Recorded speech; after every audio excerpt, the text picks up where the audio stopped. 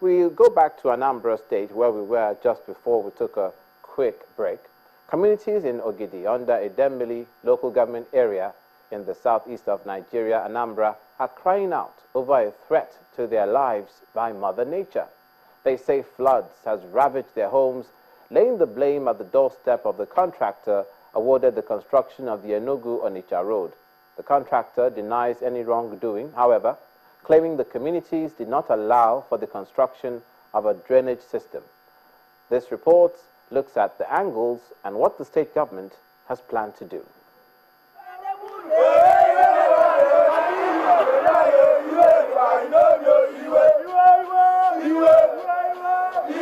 Desperate times calls for desperate measures, and these people are certainly feeling the pinch. They are crying out against extinction.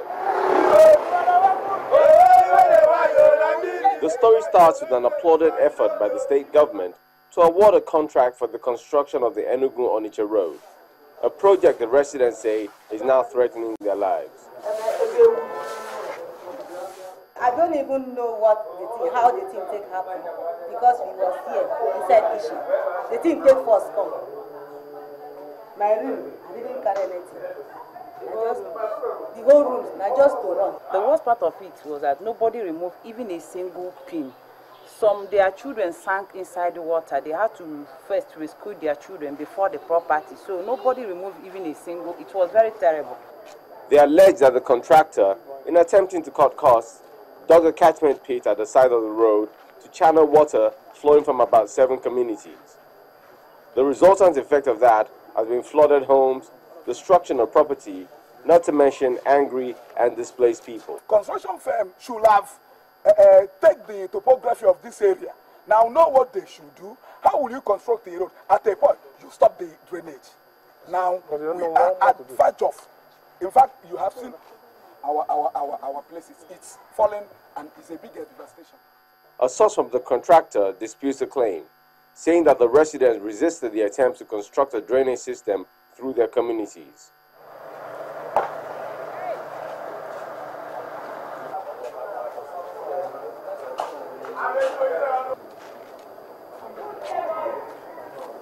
To make matters worse, erosion has added its voice to the already pathetic situation.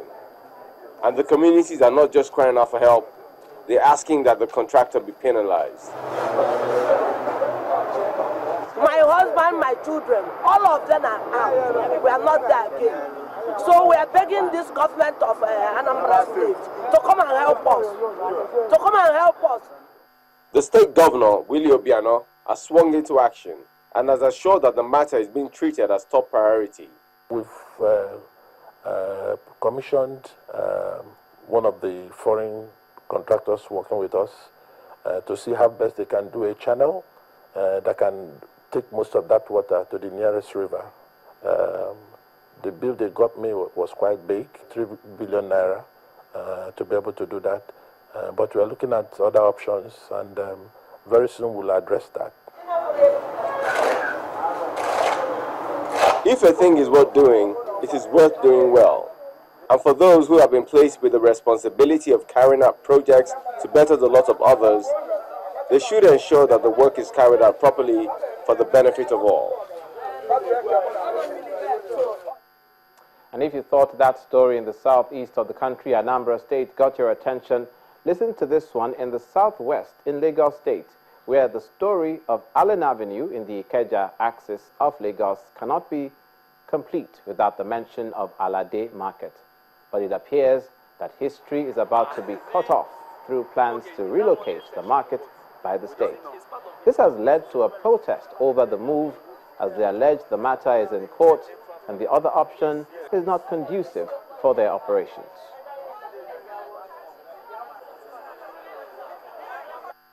If you are sending people out of business, then you put them where else they will do their businesses. Because looking at the situation on ground, these people have children and relatives they feed with these businesses. Now when you are keeping them out of a shop, then you provide a comfortable place for them before you redevelop. Nobody said we should not redevelop the market. But look at them. We are not claiming we are the owner of the property. But if you are moving us from a place that we have occupied for over 30 years, I have been in Alade Market now for almost 15 years, and you cannot just displace me.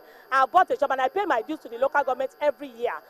Now, we are concluding that, okay, now, if you want to relocate us, the place has to be habitable. Because the shops provided there, they are just 280 shops. And we are over 1,200 shop owners and occupants in Alade Market. And now to the northeastern part of the country and to the familiar, what has become the familiar story of insurgency now, and more than 130,000 locals from the 20 local councils in Borno State, dislodged by insurgents, are living in camps spread across the capital city and elsewhere. Battered and traumatized, many are dealing with one illness or the other, but the Nigerian Air Force have come to their rescue, saving the day with free medical care to the internally displaced people living in makeshift camps across the state. For them, the intervention by the Nigerian Air Force couldn't have come at a better time.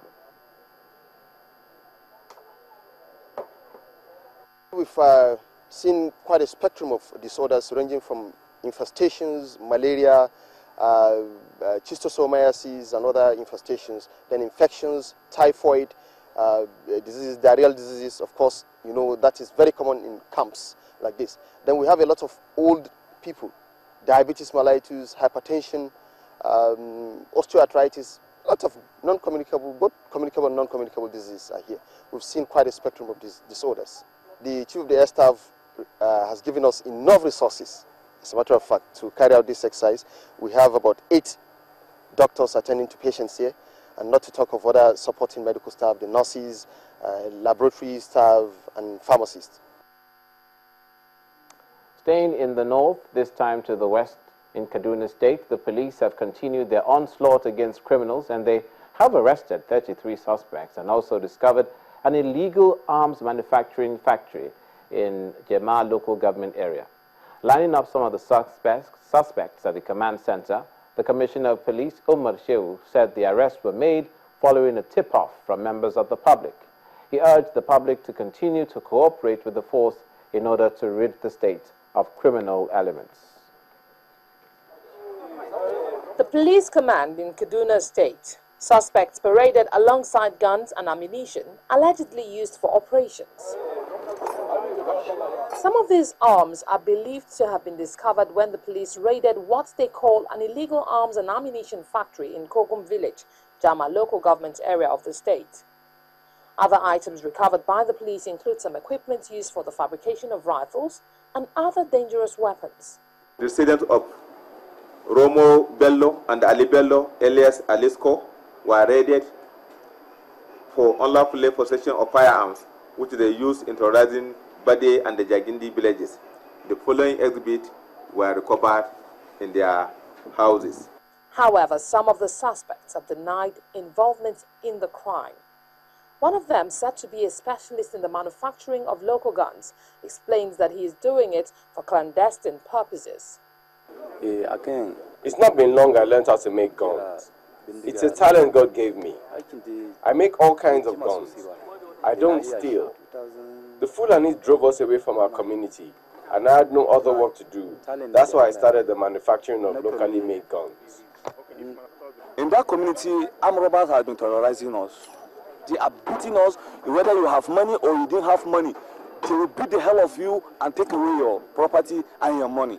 So I, as a youth leader in that community, I met him to make a local gun for me so that I will protect the interests of